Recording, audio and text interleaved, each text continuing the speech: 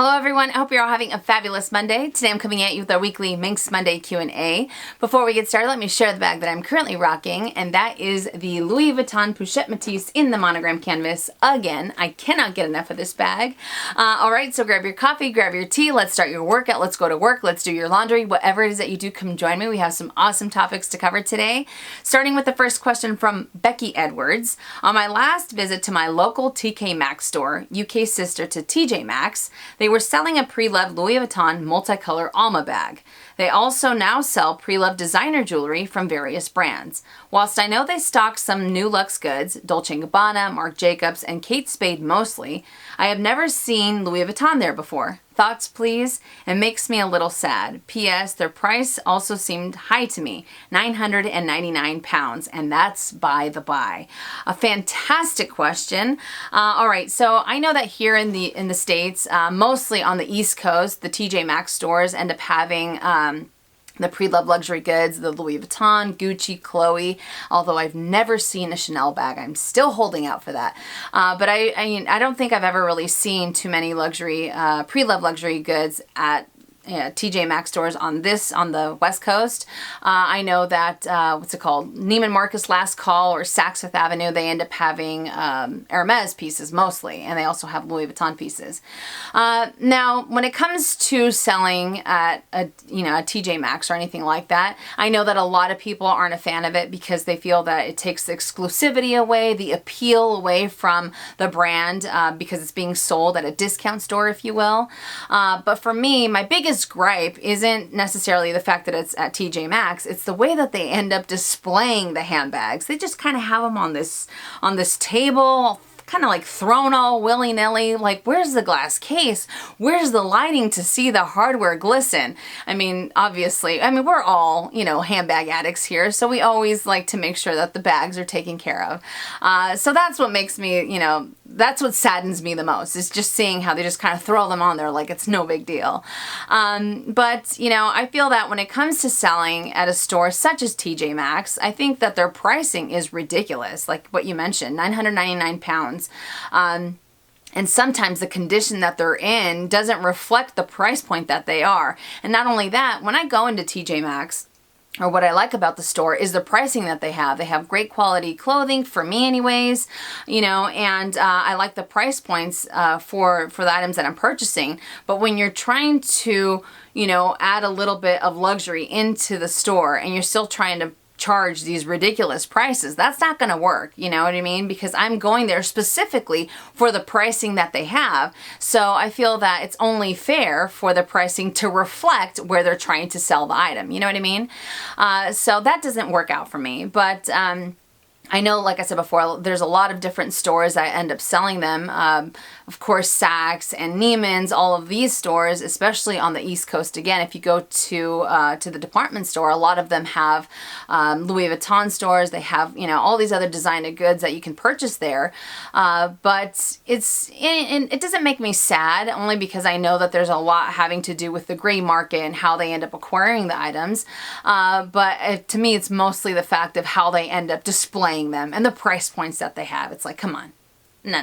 You're TJ Maxx. Let's get the pricing down a little bit, and it is what it is. But no, it doesn't make me sad because I know that it's not something that's coming directly from Louis Vuitton. It's not coming directly from anywhere else. They're usually coming from consignment shops that are trying to incorporate them into the discount stores, if you will.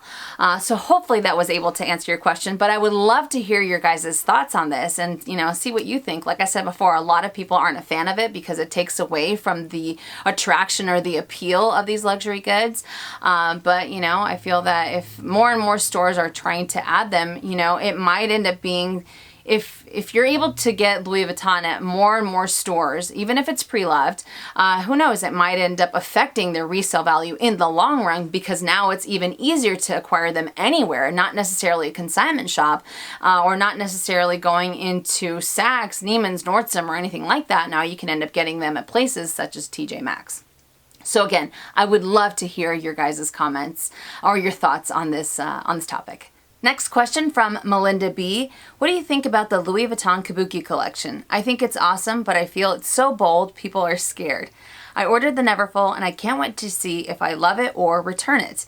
I'm going to Singapore and Japan and I just felt like I needed a non-Vachetta travel bag and totally fit in. LOL. Fantastic question. Unfortunately, I don't have a picture of the Neverfull, but I do have a picture of the Speedy if you guys want to check it out, and I will insert the picture right now.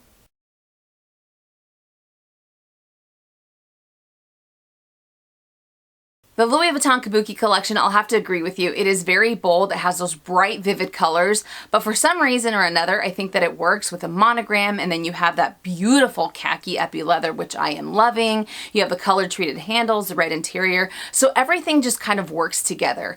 And I feel that if you want to add a little bit of variety to your collection by going with a limited edition piece and you're all for those vivid colors, I think that this is great. It's very artistic. It speaks volumes on its own. And if you want something for a travel bag that has a whole lot more personality, I think that this is a great way to go. And like you said, it's carefree because you don't have to worry about Vachetta, you don't have to worry about anything like that. But like I said, I do like it. I think it's great. It adds a lot of spice to any collection.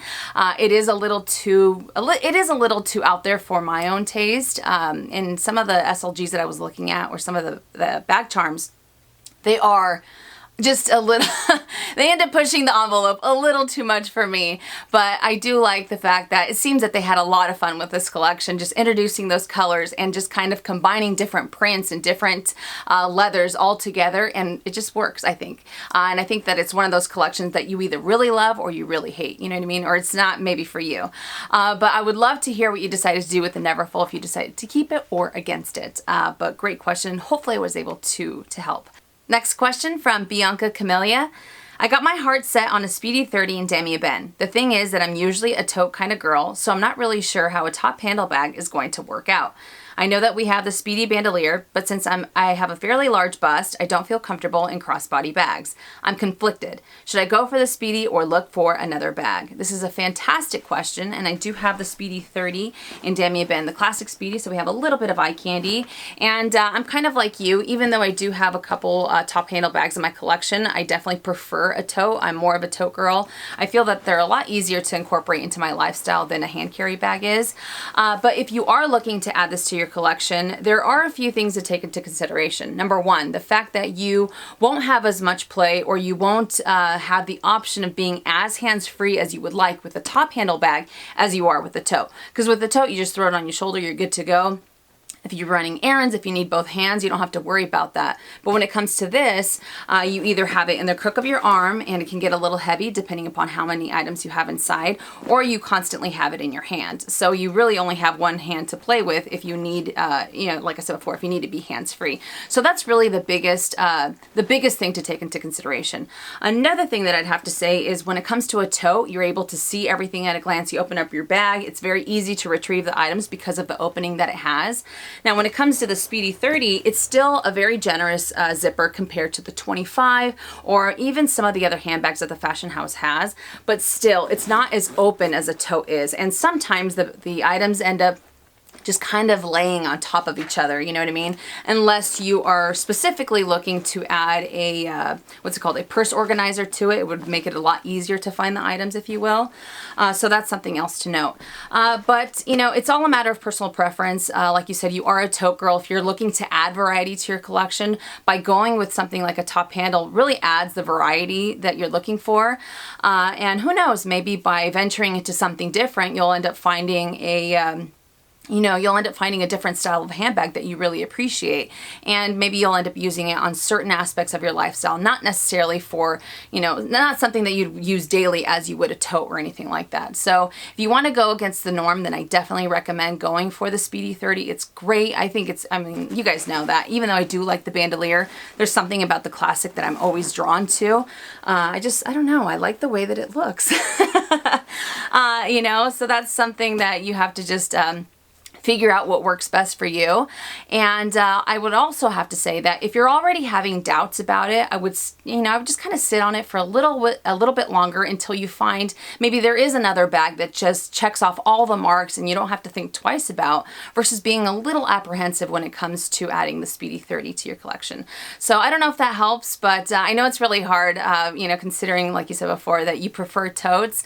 But who knows, like I said, maybe this is something that will end up opening your eyes customize to a different style of handbag that you will really end up enjoying. So hopefully that was able to answer your question. Next question from Tasha Hartman. I'm about to invest in my first Chanel SLG just to see if I like the fashion house. I'm in need of a coin purse, but my heart is still with Louis Vuitton. What are your thoughts on the Louis Vuitton coin purse versus a Chanel coin purse? Louis Vuitton makes my heart sing, but I am really trying to venture out. Fabulous question, and I do have the Chanel O-Zip coin purse here, so we have a little bit more eye candy. I unfortunately do not have a Louis Vuitton zippy coin purse. I used to have 3 or 4 in my collection once upon a time, and I have since sold them. Now, when it comes to choosing between the two, I think that they're both great, you know, and I did use a zippy coin purse for quite some time, but I still feel that I have used the O-Zip coin purses from Chanel a lot more than I ever used the Louis Vuitton ones. And what it really came down to is that the Louis Vuitton one's a little bit bigger, and you don't have to fold your bills as much as you do with this one, because you definitely do. It's a little bit shorter, and sometimes I end up having to fold them 2 or 3 times in order to fit them in, versus the Louis Vuitton one, all I had to do was fold it once and I'm good to go. But what I really like about the Chanel one compared to the Louis Vuitton one is how the accordion style that it has, and how much it opens up versus the Louis Vuitton one. With that one, I ended up using it more for travel, and sometimes I felt that it wasn't big enough, and I felt that the compartments they didn't really give me a lot of play compared to this one. This one I can kind of open up, I can see everything that I'm looking for, and it's very generous in comparison to the Louis Vuitton one. But I had the Damier Ben, so I had a canvas one, I had a vernis one, Epi, I thought I had one more. Oh, and the multicolor. And, you know, I would end up collecting them. And I really like the style that they are. I just wish that they were a little bit more generous when it came to the pockets for me to be able to fit more items inside. And like I said before, sometimes I would end up using them when we would go to Europe. And I would have, you know, I would use coins or whatnot, and sometimes the coins made it super, super bulky, and if I wanted to put coins in here, I can just kind of dedicate one compartment to coin, one compartment to like my credit card or cash or whatever it is, and like I just feel that this one is just a little bit bigger in that sense when it comes to what I want to carry for a daily wallet. Even though I don't end up carrying too many cards or anything like that, I like the fact that I'm able to fit just that much more in this one versus that one. So it's all a matter of personal preference. I think that the zippy coin purse, you know, it's just a great design all around. I just wish it was a little bit bigger. And they do have the multi-cart that you can end up going for. That one has the very, very generous opening. It has a little bit of a wider accordion than this one does, if that's what you're looking for. The only thing to note with that one is that the dividers don't go all the way down. So if you have like coin, if you have cash, it might end up slipping through one of the compartments and go into another. But either one I think are great. I just seem to gravitate towards this a lot more than I ever did when it came to the zippy coin purse. So hopefully that was able to help. Next question from Jenny Lepp. Hopefully I said that correctly. I have 2 classic Speedy 30s, Monogram and Damier Azur, and a Speedy Bandolier 30 in Damier Ben. I don't want to sell any of my Speedies, but I really want a 25 bandolier. I feel like I have a lot of canvas in my collection. Would love your thoughts on the Speedy B25 in Epi or Empreinte leather. I know they won't hold their value like canvas, but I love the look of Empreinte or black Epi with silver hardware. This is an awesome question. I love them both, to be honest. And when it comes down to the Empreinte Speedy, I know that they have since revamped it so that it can hold its shape a little bit better than it did before. And it's very carefree. You can end up using the bag in any type of weather. You could be in the rain, it could be in the snow, it could be in the sand, sun, it doesn't really matter. And it's very comfortable to use crossbody. So I do love the Empreinte for that reason. When it comes to the Epi, it holds its structure a lot better than the Empreinte does. And you have that gorgeous texture that I think really adds to how carefree the bag is. It's an all leather bag. You can end up using it in any type of weather as well. And like you mentioned, the silver hardware is a major bonus, especially because most Louis Vuitton pieces have that gold hardware. So it adds a nice touch. It adds a nice variety to your collection.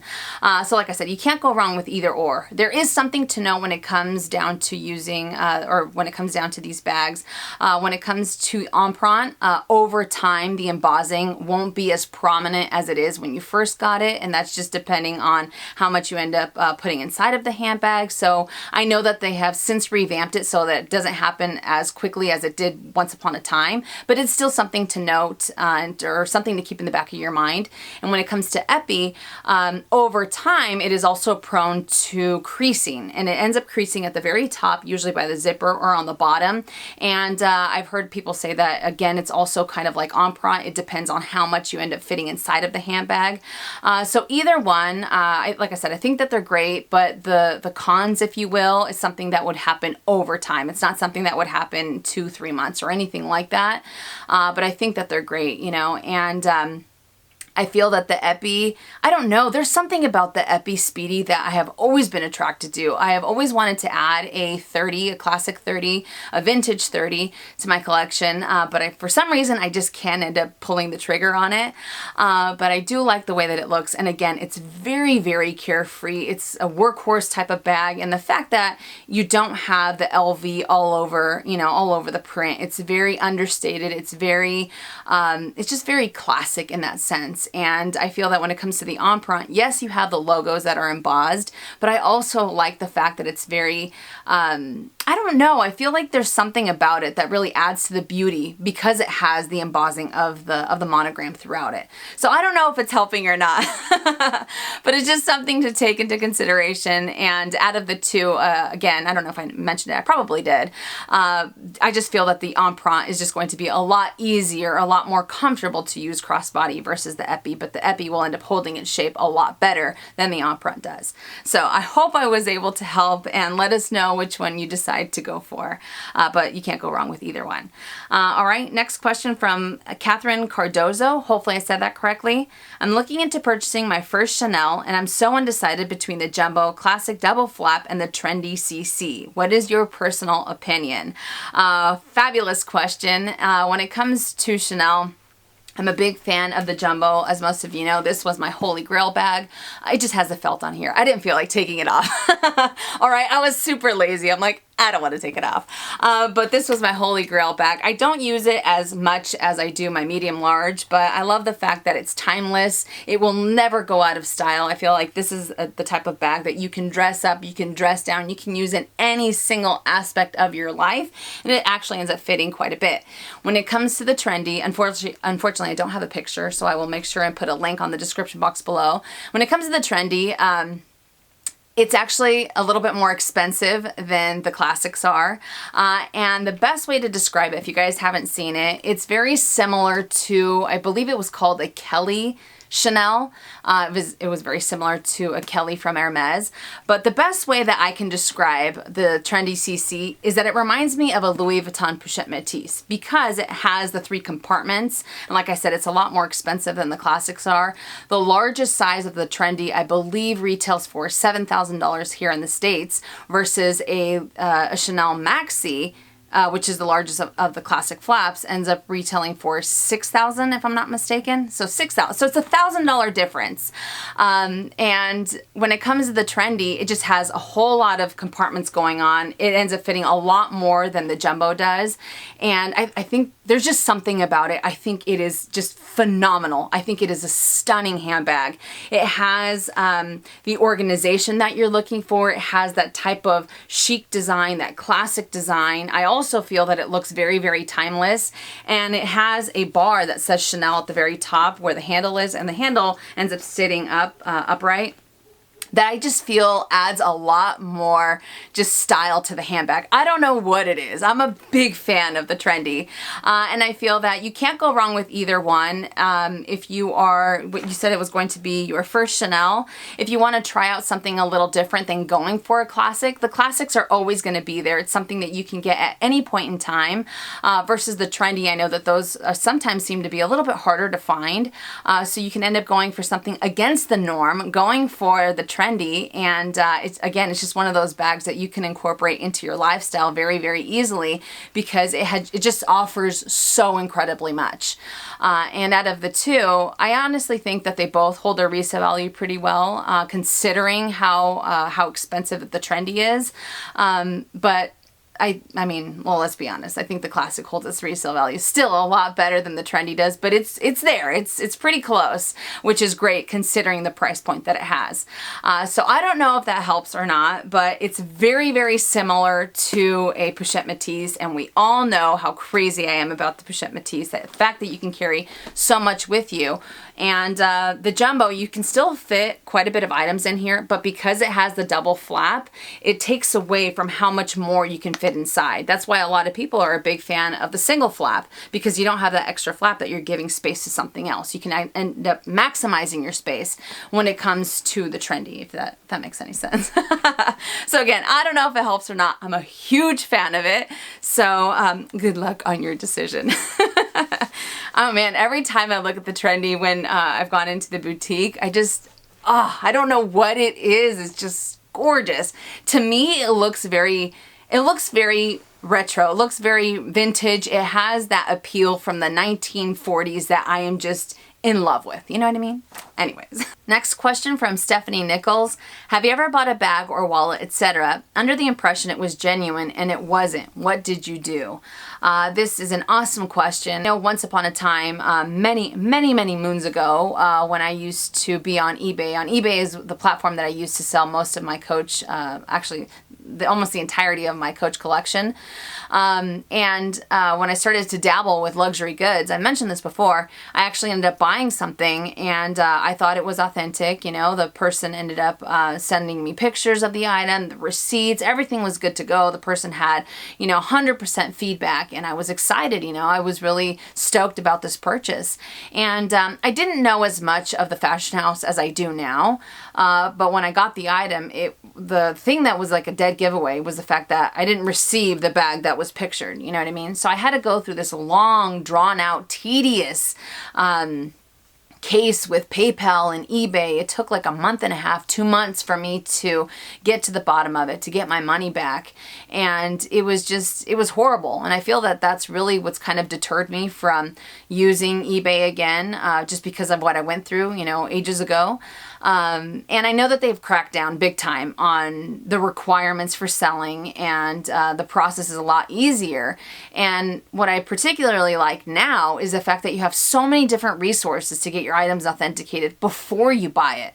You know what I mean? But I would end up emailing or contacting the seller that you bought it from, letting them know, hey, I got confirmation, I got an authenticity receipt certificate from this company, from that company, whatever it is, and let them know the item that you sold me is not authentic. And then it goes into whichever form of payment you use to try to get your money back, because it's kind of disconcerting, especially if someone sells you something, them knowing it's not authentic, charging top dollar, you get the item, you're stoked about it, and then to find out that it's not authentic would leave a bad taste in your mouth, you know what I mean? And I know that that's why a lot of people end up going for boutique only items, because they don't have to go through that anymore.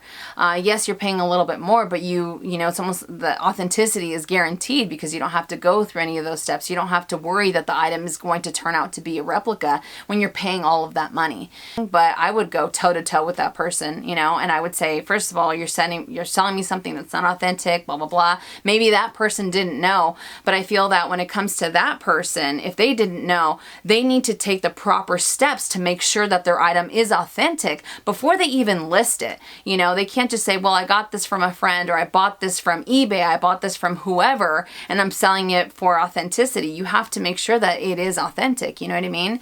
So it's imperative for them to do their homework, so that when they sell the item, they can make the person feel comfortable about the purchase. It's not like the person sitting there saying, maybe it is, maybe it isn't. Let the person feel comfortable when it comes to buying, pre-owned. So some people might say that, actually I've had people say that I'm a little too confrontational for my own good. But when it comes to someone trying to take advantage of me, or when it comes to something as, when it comes to these luxury goods and the price points that they are, there's no, it's not like, I forgot, I didn't do this, I didn't do that. No. You need to take the proper steps if you're going to sell something in order to make sure that it is authentic before you even list it type of thing, you know what I mean?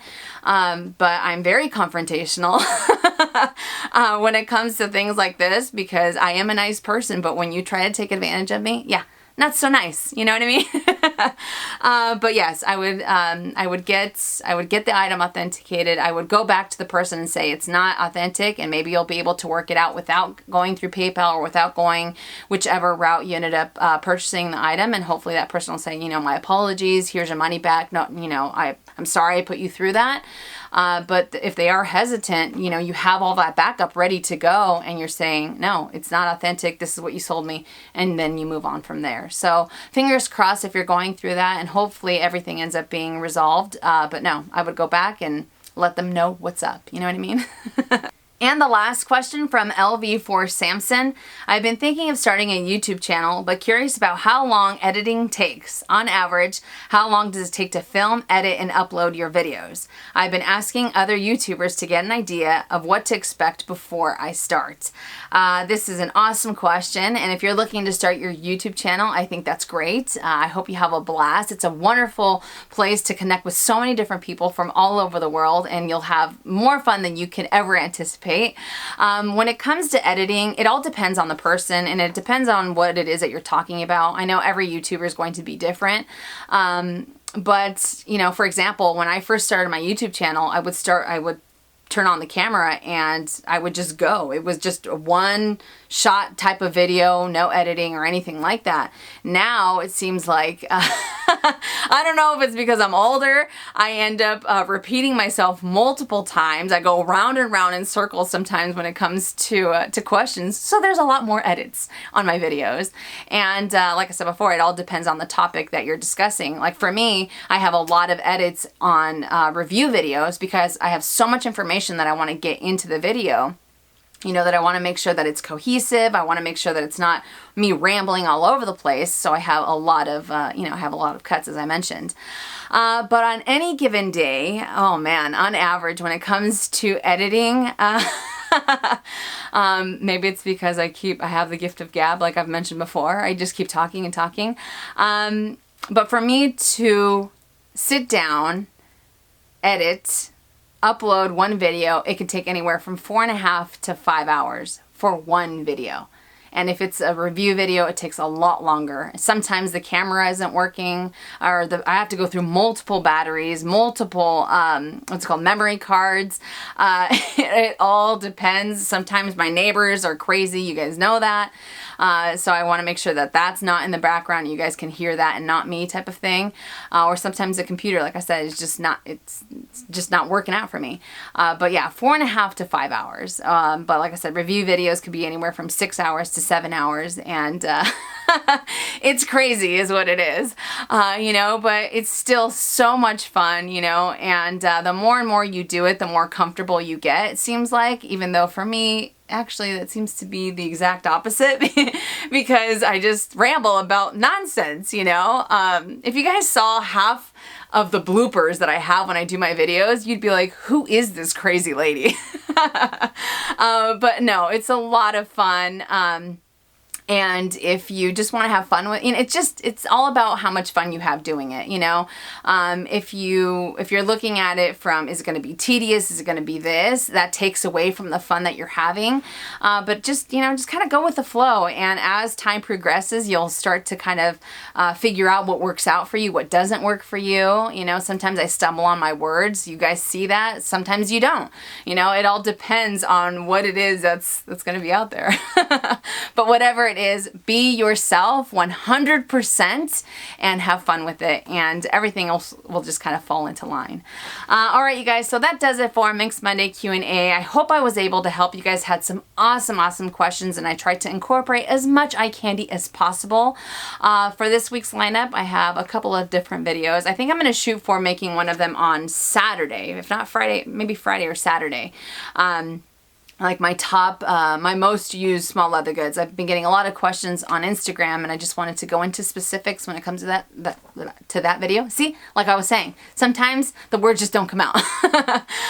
So I have that ready to go, but I hope you guys enjoyed it. If you did, make sure and give it a thumbs up. If you haven't already and you would like to, please subscribe to my YouTube channel by clicking on the red button down below and hitting that bell so you're notified when I upload videos, which is anywhere from 2 to 3 times a week, and I will see you all later this week. And as always, make it a fabulous day or not, the choice is yours. Have a great day, you guys.